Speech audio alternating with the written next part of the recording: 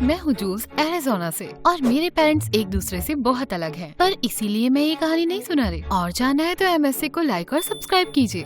मेरी मॉम एक लॉयर थी जो घंटों मल्टीनेशनल कंपनी के लिए काम करती थी। डैड एक अच्छे इमेजिनेशन वाले कंगाल आर्टिस्ट थे जो घर रहते थे। वो घंटों मुझे सुपर हीरोज की कहानी सुनाते, पर मॉम को लगता था कि वो एक समय की बर्बादी है। मेरे 10वें बर्थडे पर डैड ने एक बड़ी सी सुपर हीरो पार्टी रखी और कहा कि सब लोग कॉस्ट्यूम पहन कर आए। हम तुम्हारे लिए भी कॉस्ट्यूम लाए हैं। सच में वंडर वुमन, गेस्ट आते ही होंगे, मैं ये कबाड़ नहीं पहन सकती। पर मॉम, मैंने सारी रात जागकर आपके लिए ये आउटफिट चुना है। तो बेटा, तुम्हें अपनी जिंदगी में अच्छे फैसले लेना सीखना चाहिए। अपने डैड के साथ रहोगी तो ऐसा कभी नहीं होगा। तुम्हारी दिक्कत क्या है? आज उसका बर्थडे है, क्या तुम थोड़ा रिलैक्स नहीं कर सकती? और तुम बड़ों की तरह बिहेव नहीं कर सकते।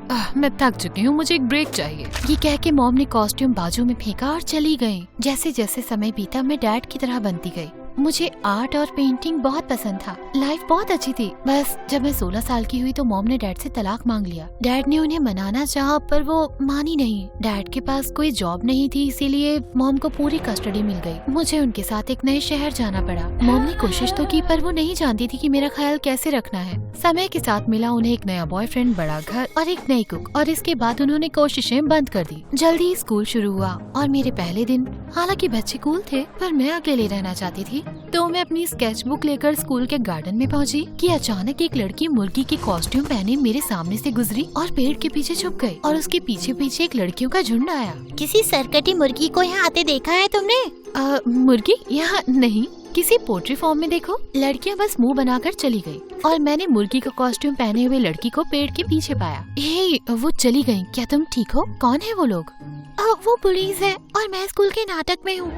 नाटक में नहीं हूँ क्योंकि मैं लोगों के सामने एक्टिंग नहीं कर सकती, पर मैं ऐसी कॉस्ट्यूम पहन रही थी और उन्होंने मुझे देखा और कहा कि मैं अंडा दे दूँ। मैं अंडा कैसे दे दूँ? मैं सचमुच की मुर्गी थोड़ी ना हूँ। वैसे मैं मैगी हूँ। जूल्स, और मुझे तुम्हारा कॉस्ट्यूम अच्छा लगता है। मेरे डैड और मैं सुपर हीरोज के कॉस्ट्यूम बहुत पहनते हैं। मैगी और मैं जल्द ही दोस्त बन गए। वो काफी इंट्रोवर्ट थी, स्कूल में लोगों से ज्यादा बात नहीं करती, पर जब हम अकेले होते तो मैगी एकदम अलग लगती थी। वो नाचती, गाती और कभी कभी बहुत अच्छे जोक सुनाती। बड़ा मजा आता उसके साथ। धीरे धीरे हम दोनों करीब आ गए। जब हम 17 साल के हुए तो लड़के मुझ पर काफी लाइन मारने लगे, पर जब भी कोई मुझे डेट के लिए पूछता, मैगी मेरा मन बदल देती। अरे नहीं, अपनी आईब्रो पर कितना जेल लगाता है वो, एकदम लूजर है। मुझे लगता है उसकी आईब्रोज ऐसे ही मोटी हैं। नहीं, पॉटी जैसी बदबू आती है उससे। पर वो बहुत क्यूट है। हाँ, तो तुम्हारे लिए काफी नहीं? उस वक्त मैं कुछ समझ नहीं पाई। मैगी मेरा ध्यान रख रही थी। फिर हमारे स्कूल में नया लड़का आया, चार्ली। ओह गॉड, कितना हैंडसम था वो। चार्ली और मेरी तुरंत पटने लगी। हम दोनों को आर्ट बहुत पसंद था। हम दोनों समय बिताने लगे और जब उसने मुझे डेट के लिए पूछा तो हाँ कहना आसान था।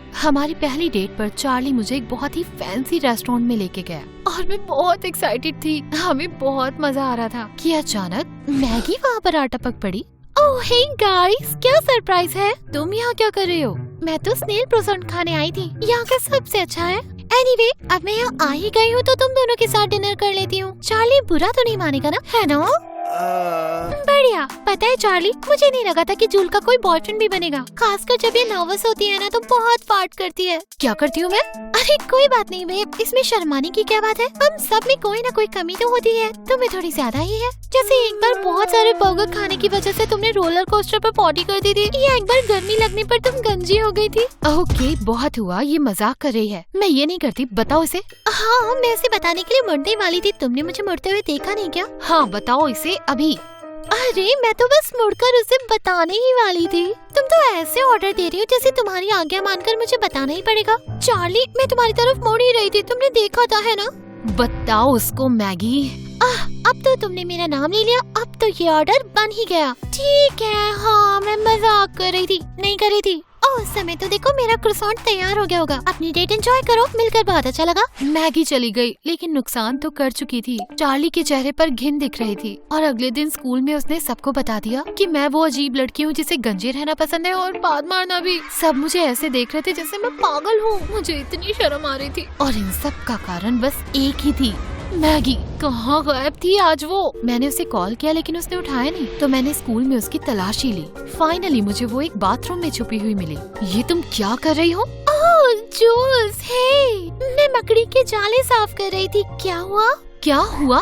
तुमने डेट पर जो कहा उसके बाद सारा स्कूल मुझ पर हंस रहा है। क्यों किया तुमने ऐसा? चार्ली एक नंबर का नालायक है, ठीक है? मैंने ये सारी बातें कही ये देखने के लिए कि वो कैसे रिएक्ट करेगा, और देखो बदतमीज निकला वो। ये एक साइन है, वो तुम्हें डिजर्व नहीं करता। बस करो मैगी, तुम्हारे हिसाब से तो मुझे कोई डिजर्व करता ही नहीं है। बहुत हो चुका ये। जाओ और सबको बताओ कि तुम झूठ बोल रही थी। मैगी ने चार्ली को बता दिया कि वो झूठ बोल रही थी, पर चार्ली ने उस पर यकीन नहीं किया और स्कूल में किसी और लड़के ने मुझे कभी डेट के लिए नहीं पूछा। मैं उससे बहुत नाराज थी। ना मैं उससे मिलना चाहती थी, ना ही बात करना।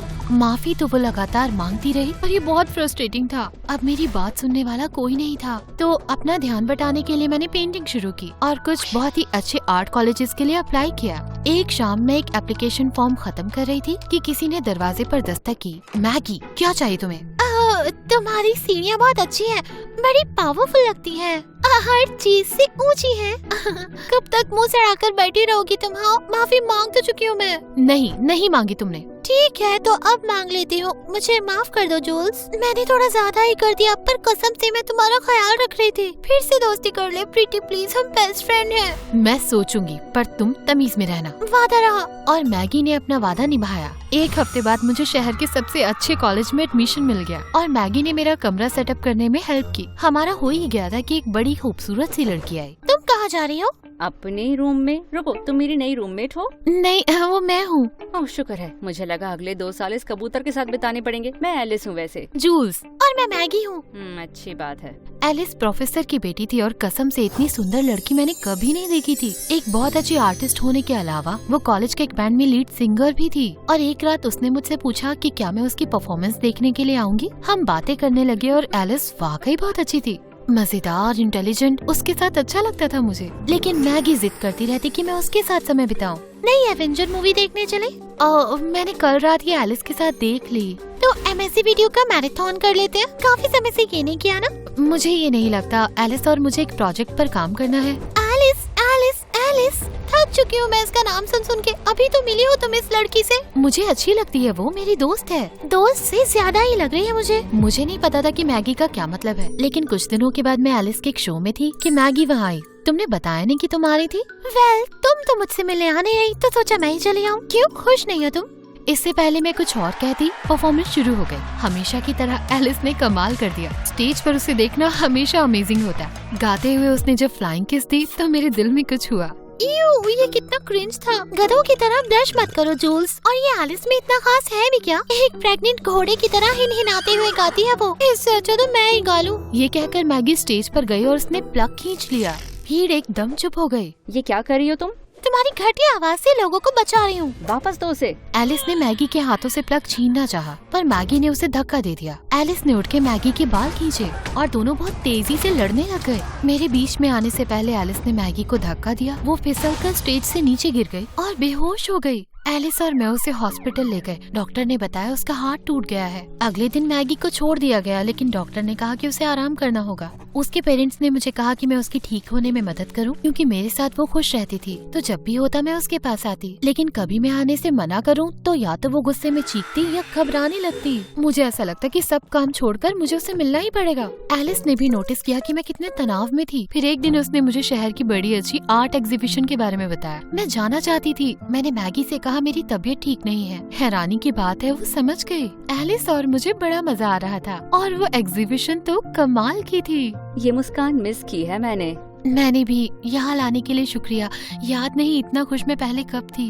मेरे साथ रहो तो हमेशा खुश रहोगी। एलिस ने मेरे माथे से एक लट हटाई और मुझे लगा मैं अंदर से फूट ही पड़ूंगी। वो पास आई जैसे मुझे किस करने वाली हो कि अचानक कोई मेरा नाम लेकर चीखा। मैं मुड़ी तो देखा मैगी हम दोनों को गुस्से से देख रही थी। तो इसीलिए तुम मुझसे मिलने नहीं आई? हाँ, क्योंकि अपनी गर्लफ्रेंड के साथ टाइम बिताना चाहती थी। मुझे लगा तुम बीमार थी इसीलिए तुम्हारे लिए सूप लाई, पर ये आर्ट फेयर का इनवाइट देखकर समझ गई कि तुमने झूठ कहा था। और क्या करती, मैं तंग आ चुकी हूँ तुम्हें बेबी सिट करके। मेरी अपनी भी जिंदगी है और वो तुम्हारे आगे पीछे नहीं घूमती। तो क्या एलिस के आगे पीछे घूमती है? मैंने देखा है तुम दोनों एक दूसरे को कैसे देखते हो। ये सिर्फ दोस्ती नहीं है। इससे तुम्हारा कोई मतलब नहीं। तुम बीच में मत पड़ो चुड़ैल। बस करो, एलिस से ऐसे बात नहीं कर सकती तुम। तो तुम मेरी जगह उसकी साइड ले रहे हो?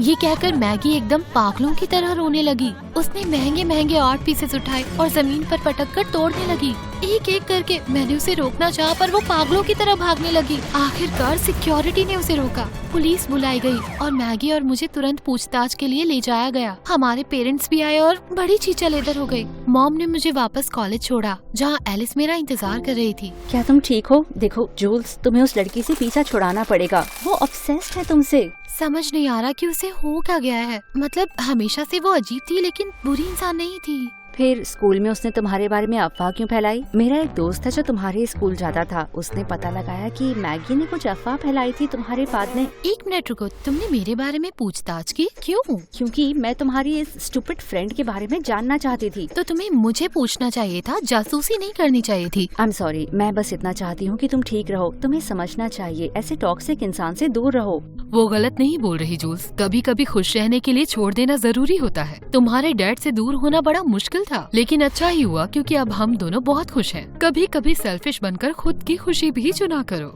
ओह माय गॉड, आप बताना बंद करो कि मुझे क्या करना चाहिए। मैं छोटी बच्ची नहीं हूँ, ओके? मैं अपने फैसले लेकर अपना काम खुद कर सकती हूँ। ये कहकर मैं चली गई। मैं जानती थी मैगी ने गलत किया है, पर हर कोई मेरे फैसले ले, इस बात से मैं थक चुकी थी। मैगी को जल्दी छोड़ दिया गया। अक्सर वो मुझे गिफ्ट्स और फूल भेजती माफी मांगने के लिए, पर मैं सुनने को तैयार नहीं थी। एलिस ने भी मुझसे बात करनी चाहिए। जल्दी फाइनल्स शुरू हो गए और मैं अपनी पढ़ाई में बिजी हो गई। इन सब से मुझे थोड़ी दूरी चाहिए थी। फिर एक दिन मैं कुछ सामान खरीद रही थी कि देखा लाइन में आगे मैगी खड़ी थी। उसने भी मुझे देखा और तुरंत मेरे पास आ गई। तुम मुझे अवॉइड कर रही हो, पर गलती मेरी ही है। मैंने तुम्हें तंग किया, मैं ये डिजर्व करती हूँ, पर मैं तुम्हें मिस करती हूँ। मैगी, तुम एक अच्छी लड़की हो, पर अच्छा ही होगा कि हम एक दूसरे से अब ना ही मिले। मैं फाइनली खुद के साथ खुश हूँ और अब मैं ऐसे ही रहना चाहती हूँ। समझती हूँ, पर एक कॉफी पीने चलोगी? बस आखिरी बार, दोस्ती की खातिर। मैं मना करना चाहती थी, पर मैगी की शक्ल देखकर मैं मान गई। हम दोनों उसकी कार में बैठे और चल पड़े, पर मैंने जल्द ही नोटिस किया हम सही रास्ते नहीं जा रहे थे। मैंने उससे पूछा तो उसने कहा कि शहर के बाहर एक नई कॉफी की शॉप खुली है। मुझे कुछ ठीक नहीं लगा। मैंने गाड़ी रोकने को कहा, पर मैगी गाड़ी और तेज चलाने लगी। ये क्या कर रही हो तुम? हम दोनों मर जाएंगे। तुमने कहा था तुम हमेशा मेरी बेस्ट फ्रेंड रहोगी, और फिर तुमने मुझे उस एलिस के लिए छोड़ दिया। मैं तुमसे प्यार करती हूँ जूल्स। क्या? हाँ, मैं प्यार करती हूँ तुमसे। तुमने कहा तुम्हें लड़के पसंद है, इसीलिए हम साथ नहीं रह सकते, याद है? मैं मैगी से कहती रही कि गाड़ी धीमी करे, पर उसने मेरी सुनी ही नहीं। घबराकर मैंने गाड़ी संभालनी चाहिए, पर गाड़ी बेकाबू होकर पेड़ से टकरा गई। कुछ ही सेकंड में ढेर सारे लोग आ गए। उन्होंने मैगी और मुझे निकाला। शुक्र है हमें ज्यादा चोट नहीं आई थी। जूल्स, मुझे माफ कर दो, तुम ठीक हो? दूर हो जाओ मुझसे साइको, छूने की हिम्मत भी मत करना। 15 मिनट बाद हम दोनों के पेरेंट्स आ गए। मैगी के पेरेंट्स ने मुझसे माफी मांग के जिद की कि मैं पुलिस में न जाऊं। हालांकि मेरा मन तो बड़ा कर रहा था। मॉम मुझे घर ले गई और इस बार मैंने मैगी से सारे रिश्ते तोड़ लिए। कोर्ट से मैंने रिस्ट्रेनिंग ऑर्डर लिया और उस दिन के बाद मैं मैगी से कभी नहीं मिली। मैं थेरेपी पर गई और अच्छा फील करने लगी। कुछ दिनों के बाद एलिस ने मुझसे मिलने के लिए कहा। हम उसकी कार के ऊपर बैठ के सनसेट देखने लगे। तो तुम्हारे बारे में सोच रही थी मैं, शायद हम दोनों के बीच एक स्पार्क है। नहीं, वो बस एक जुगनू था। अच्छा, शर्म की बात है। हाँ है ना, आजकल ये स्पार्क्स कुछ ज्यादा ही हो रहे हैं। चलो फिर इनसे आग बना दे। हम दोनों मुस्कुराए। हम जानते थे आगे क्या होने वाला है।